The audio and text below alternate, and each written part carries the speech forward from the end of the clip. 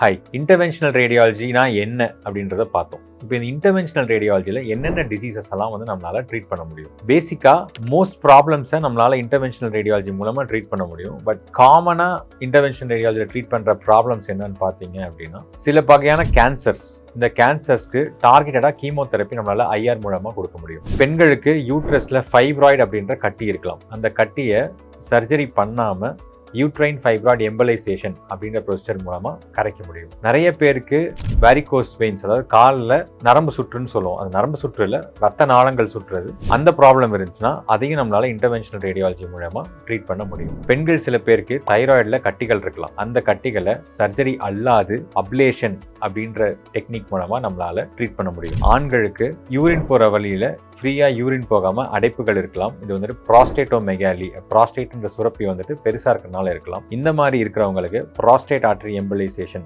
அப்படின்ற ட்ரீட்மெண்ட் பண்ணி நம்மளால அவங்களை குணப்படுத்த முடியும். இப்படி நிறைய நோய் கூற்றுகளை இன்டர்வென்ஷனல் ரேடியாலஜி மூலமாக ட்ரீட் பண்ண முடியும். உங்களுக்கு இருக்க ப்ராப்ளம்க்கு இன்டர்வென்ஷனல் ரேடியாலஜி ஒரு உகந்த சிகிச்சை முறையா அப்படின்னு தெரிஞ்சுக்கிறதுக்கு உங்களுக்கு அருகாமையில் இருக்கிற ஒரு இன்டர்வென்ஷன் ரேடியாலஜிஸ்ட்டை அணுகுங்க.